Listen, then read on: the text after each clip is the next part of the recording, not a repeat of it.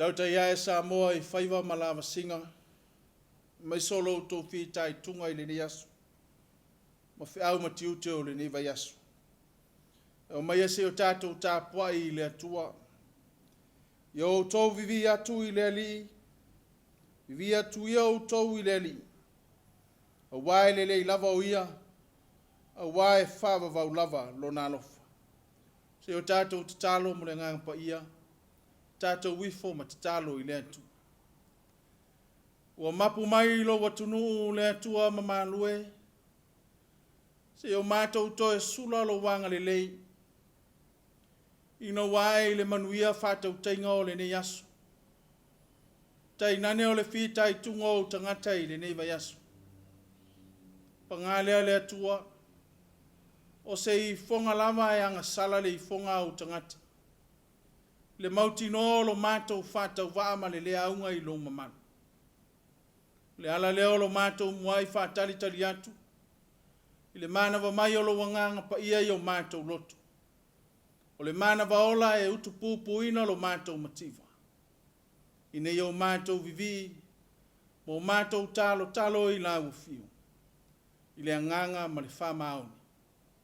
Ia I ulava mea umale atua, I lo vi inga e whavavanga. E ala lava ia Yesu Keriso la mātou tatalo. Amen. O le whaitawina o le tusipaia, tusi whiwhiria mo le nea Afiafi o mau mai lea le whenga tuai. Tusi e o sua ilo na taupe lua se furu male wha. O te whaitawina le whaiupa se furu male wha.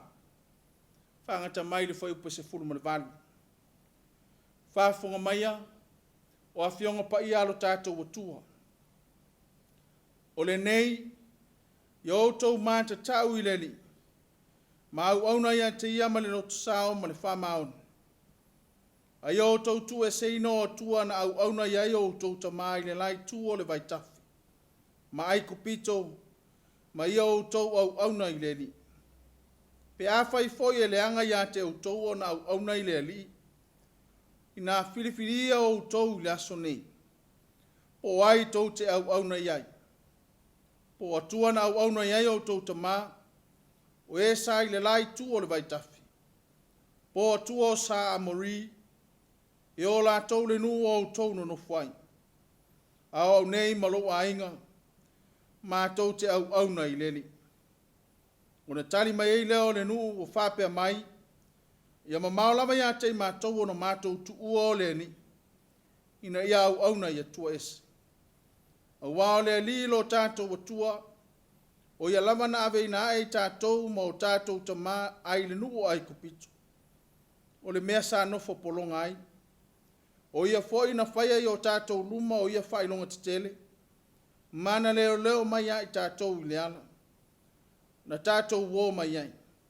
Manu umono tātou ui mai ai. Watulia foi ele li o tātou luma o nu uma. O sa amori. O e na no nofo I le lau eleli. O I mātou foi. Mātou te au auna I leli. Whamanuia le atua e ala I do tātou whaitau mo whalongolongo ia na whiong pa ia. Tu mau I la na whiolo na lava vi inga. Nei ma se o I le whavavau lava. Amen. O le launga I le swafa mamalu o le atua le tamale alo ma le nganga sa. Amen. Maua le matua e au iai se mawhauwhango whale nganga ngō le nei Afiafi. Ma le tusi na whaitawina ma le whenga inga tuai. Tusi e o sua o na taupe lua sifuru ma le wha. A le whaiupa sifuru lima o lo iai upo te fia whangaina e whai mamatua. Whawhonga o te toi whaitawina. Pe a whai foi e le anga ia te utou ono utou au auna I leli. I nā whiriwhiria o utou I le aso nei. Po ai tau te au auna iai. Po atua na au auna iai o tau tamā o e sai le lai tu o le vaitafi. Po atua o sa amori. E o la tau le nu o utou no nofuai. Au au nei malo a inga. Ma tau te au auna I leli. O le manato au tu o le nei Afiafi e whapea lo na whaupuina.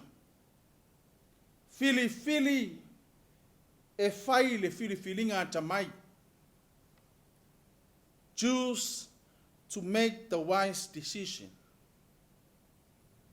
Filifili e fai le filifilinga tamai.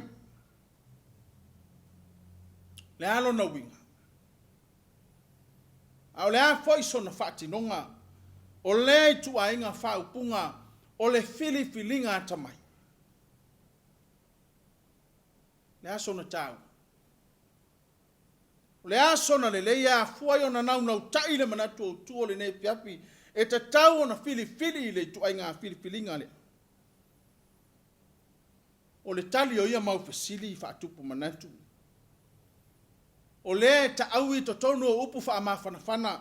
Ma upu wha amalosia le to ino Yosua i ona to e taimi. Whala ei au le nu o le atua ino ono foia le nu o kanana. A sila ine whaitaunga o le ne fiafi. O loonga to tonu i to tonu o manatu o le to ino Yosua. Le uinga ma le whaatinonga o le piripiringa tamai. Le ai wha mamafa e le autu. I le manatu o Yosua. E ano ai piripiringa e solo i loto o tangata o le atua. Maiselam, le tele o tupua ma atua ma mate wha pau. Sava ai mata o le nuu. E maise i lo langa umi sa iai ai kupito. Wha solo mai le malanga i le vau. E le i mawhai lava e atua ma mate ia. O na ave se ai loto o le nuu. Ina ia ta fatasi i le atua soifua. Ai se a wale mawhai e o na ta fatasi loto o le nuu i le atua. Na fuai o na sao loto mai le polonga ma le ola pule sea. Se a foi u whawhainga tai loto o le nuu. O na taula i le atua, pe a fuai le ano wa venga ma mena whaia i le atua. E le ngata o le lavea ina mai ai kupito. Ai o le malanga umi ni vau. Le lava sata i tai ele etu. Fafanga matausi. E le i mate la ina pe ngā lala. Whainga tai loto le nu. Le anga o le no fwai le matanga o fia o le oa ma le tamau ainga. Le foi e whalawe lawe ina e mawhauwhaunga. Le o mai malatou mai ai kupito. Le ano o tua ma mate sai ai. E o ala i le malanga umi le vau. Sa fesili ngia Israelu le pule le atua. O fia ai o fesili ngia le atua, Afiafi o fesili le atua. O taimi uma e fesanga i ma whaingata. E fesili ngia le nu, le pule le atua. Fa ilonga o le lotu. E le i mau i le atua. E ui se ofo ngia ma le sisi eso meana i a whaia. Le i mawhaia ia wa ainga. O na liu sua vai ai le loto ua maa. Ta lia ai le atua sili ese ma mea sili na ia whana. Ao le afuanga tonu le o le popole o Yosua. Le awa ulu fale le nuu i kanana o le ele na folofolo ina whai mai le atua e tape ai le sua susu ma le meli. Ao le fele le wa aia Israelu. O lea lava ea vanga loto o le nuu ia tua mamate. E meise se isa ilipo fea tonu le atu. Lea lai e wha mamafa a Yosua. O ngā to tonu le filifilinga ata mai le wha mamafa e le autu. E te tau na filifili Israelu e whai. Fa mei Yosua. Israelu e filifili au tau i le so. O lono winga afua i le whaupunga a Yosua. E peise i o lea e lave le whainga filifilinga le nu. E a fuai o na manatu le toi ina, a mata i le so. Whai le filifilinga tamai. Po tua ma mata na Tapuaiga o tau tamai le tu o le Yoltana. Po le atua soifua, lea na lave ina o tau mai lima o Farao. Leanga ole, wha moe Yosua. Sei to i loto o le nuu. Le tā ua o le tapu vai tasi o le loto. O le anganga ma le mawhau whau o le tapu o inga le tangata. Ma le vi inga e te tau na fo i le atua. A fua i le taimi o le mataupu o le tuse e Iosua sa faitauina. Fai mai o le taimi leo e kanana. A fua iai le umina asa mai le vau. A fua fo i le taimi na iai ai kupito. E o mai le taimi wa iai le nuu i kanana. Wa ese fo i le au ngātu pulanga wa iai. Tō fai tia le au ngātu pulanga sa iai kupito. O au ngātu pulanga sa iai ma au ngata masa iai le malanga umi. E o mai kanana. Le foi o sui le au ngātu pulanga. Le ala leo le tau mawhai o le to ino i Iosua. Le ala foi leo la na wha mafa. E fili le so. Po le atua na au na e o tau tamala au tau whaiti. Po le atua na lawe ina le nu. Le ala leo la na wha malosi sa ra e lue. I o tau mata tau i le atu. I o tau au na ia te ia ma le wha maoni. Tu ese nisi atua mamate na au na e o tau tamai le lai tu o le vai tafe mai kupito. A whaila e le anga ia te o tau le wha malosi. Ale au na le atua. Fili le so. Fili le so po aito te au na iai. Fita lai osu. A o au ma lo wai. Ma tau te fili e Tapuaiga le atua. Fililinga ta mailena. O le fililinga e wha mua le matau i le atua. Fililinga e le to sina i le tamau ainga. Ma mea Afiafi o le ola. Fililinga e le ngā wai e tua mamate. E ai. O le fililinga ta mai e Iosua. E tō matila ai o na luma. Ma le onga ta tonu o le fililinga le toe ina. Le atua la me ai ma le atua soifua. A o le tu e atangi ai le ata mai o le fililinga na whai e Iosua. O lo manino ia na upu. Le anga ele i fili le toe ina na o ia lama. Ma sona manuia o le asu. E meise o le teimi o soifua. E wha mai le toe ina. A o au ma loa inga. Sila iai Samoa. Wa le ngata o le fililinga ta mai o sila fia i o sua e manuia ia. Ai sili e o na manuia. O e tutupu mai ante ia. Whailonga o le tangata. E sila mamaola na fililinga. Le tō whai na alo loto. Se fililinga ina ata mai. Ai ale nei baitang. Tele ao fililinga e manuia i ana o le tangata e tō tasi. E le umi foi. Ai sea. Le anga ele o se fililinga ata mai. Ina ua le ai sila i vala e fina ngalo i ai le atua. Ai o se fililinga ua le va ai le uso atua oi. Au i tonu lao lo wavala mai le whaatinonga o le winga o le fililinga ata mai. Samoa e malau whafonganga. A tonu o se FAIFEAU ma se whafangu tā ua fo i lea le tala le lei. Mo oe maau le tangata whantua tua o lo tā whawa e papa. E whaavai le tua. Whai fililinga ata mai. Le fililinga e mua e o ngā totonu matu mati e ai. Le pina ngalo le tua mo oe maau. Le fililinga e le ngata e manuia ai tātou. A le fililinga e manuia ai au ngā tupulanga. O e whaia e o le atunu. E le o se fililinga ata mai. Pe a e manatu e fili e whaamaria lo manao. Pe a e ese le atua malona fina ngalo i lau fililinga. A e te fili e nao oe langa. Fililinga ata mai. E le ngata e taula i le atua. Maua ai le atua. A o le fililinga e mamao la sila. Mamao la na vai. E le ngata e fili mo le manuia e tusa o le pinangalo o le atua. O le kalesia ainga ma le nuu. A e siri o na fili. I au ngā tupula ngā le manuia. Ina ua sāwa vali ta ngata e tusa o le pinangalo o le atua. E se fole mana i o le FAIFEAU o le ne Afiafi. Le anga o le lape o whai ngā fililinga le tangata. Le anga e se tianga o fie le malu o le taita e au. E whai mai upu o masani. E leo auro uma e ila mamoni. A o le isi lewa i vainga o le tō i lalo o le tō te. Na ona to sina o le vaai, to sina le whaalongo, i mea matango fia o le ola. Ona mata loa leo na to a vanga iai le whiriwhiringa whai. Ai e mana tua le atunu ue. E le whaia e le atua. Se mea e le anga i le tangata.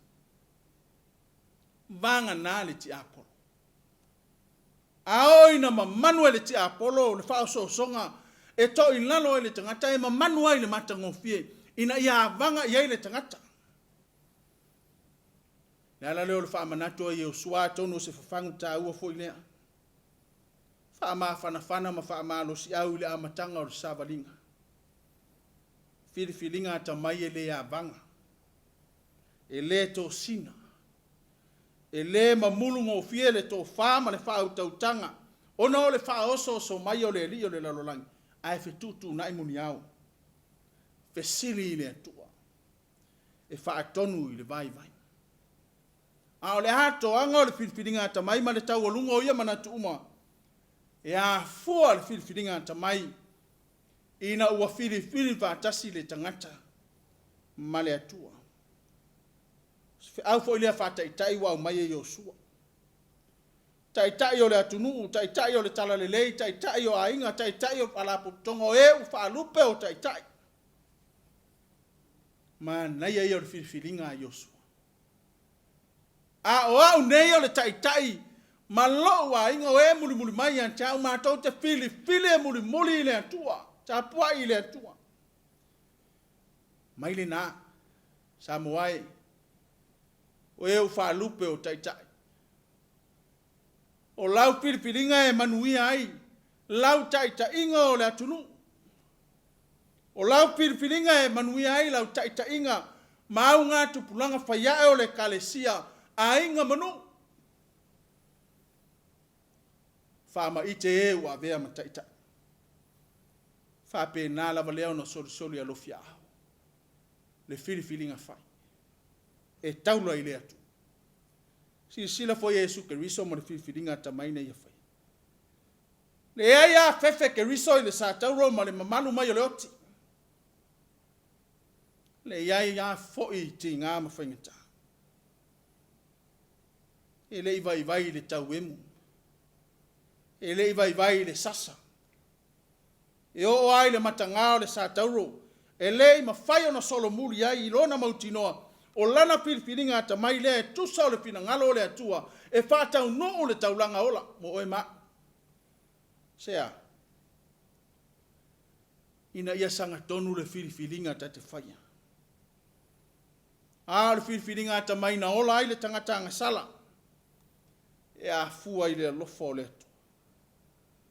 A le whiriwhiringa foi lea. O lo tāwa noa lea i le ola e whawawat. Ina ua tāsala mō whamaun. Amen. Lai tātou vivi le atua, le vi inga o saunia.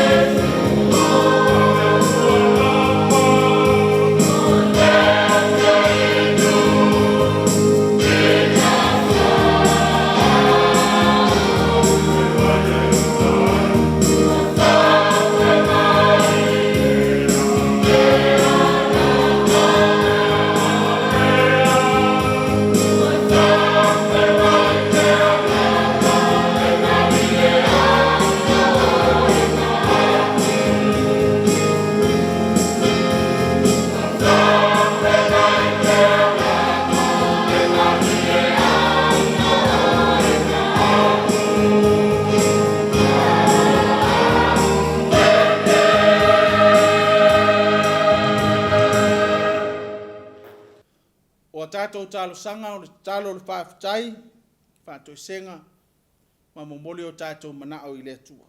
Tātou wifo, ma te talo i le atua. E mamalu e paia e sisiri ese la ua fio le atua e whaavavau. Wa ua tala mai e le langi lo mamalu e whaalia i le vani monimo au ngā luenga. Mo li maulo wa tunu mo tangata i lo whaamaoni. Ina ua mapu ane le tangata i whiau o le ne yaso. O la masinga sa ta ape i ailo wa tunu. Sa panoa ese i whaiva o le vai yaso. Ma e ulo wa lofa ya Samoa. Ina wale ai ase mala ya fe ilo mato wola. E o i foi inise o whanau noanga ma whainga tae a whea ilo mato wola inise o taimi le atua. Wale tau fia e ia vai vainga. Lo wa lofa tu noa mo i mato o le tangata na e whaia. E ala leo lo mato vivi ma Tapuaiga ia la o fio le atua e whaavavau. Le mata ngō fie ma le sili ese o lo walofa.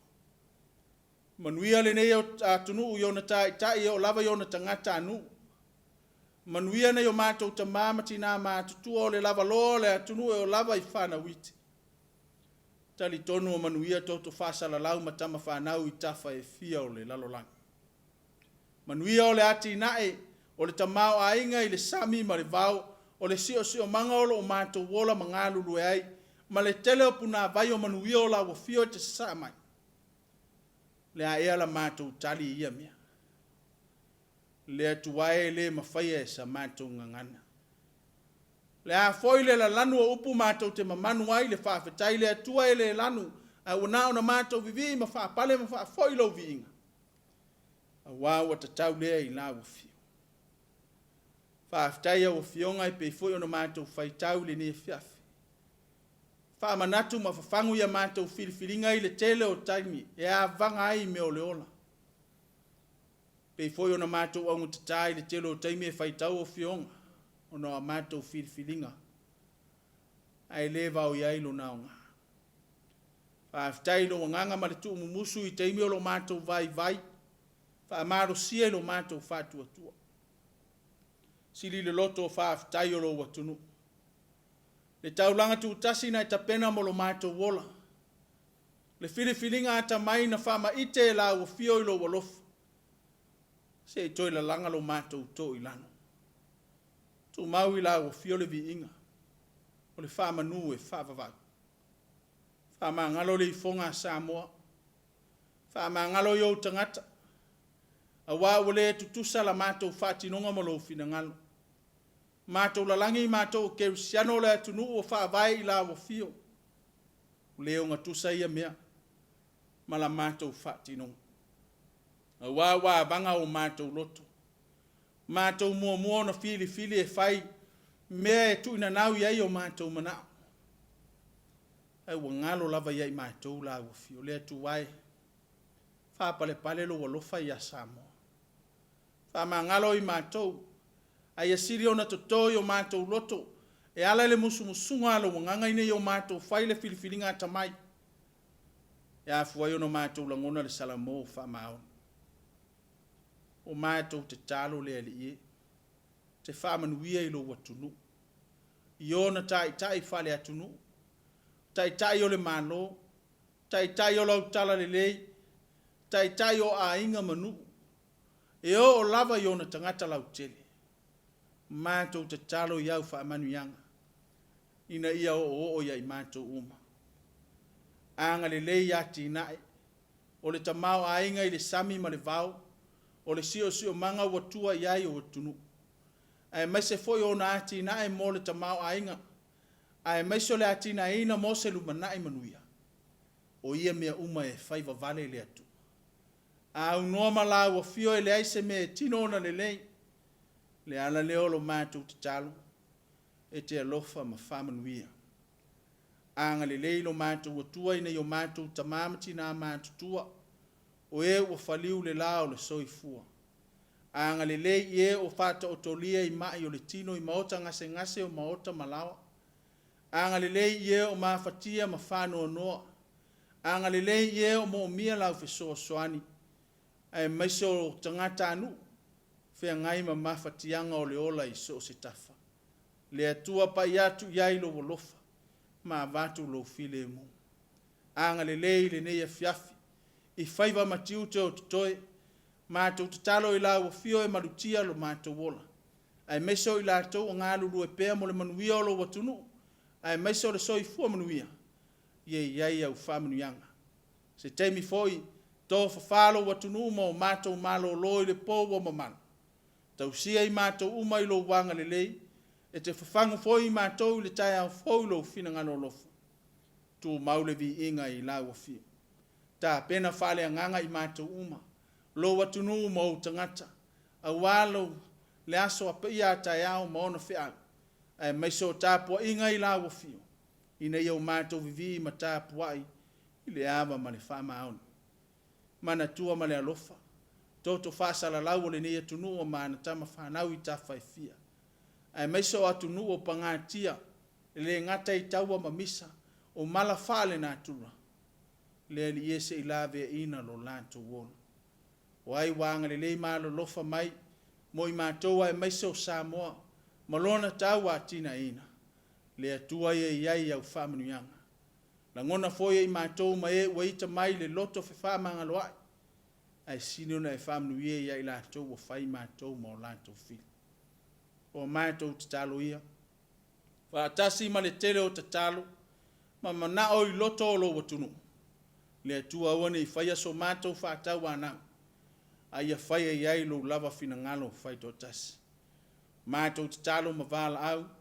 Ia la lava le swafa ma malo Yesu Keriso lo mātou whaola. O le manuia ma le file e muola o fiole atua le tama. Le alofa sili eso Yesu Keriso lo mātou whaola. Le mafutanga mafana ma lo nganga paia. Tu maule i lungo i mātou manei. Samoa ma le lolangi atoa. Nei o le whavavau lama. Amen.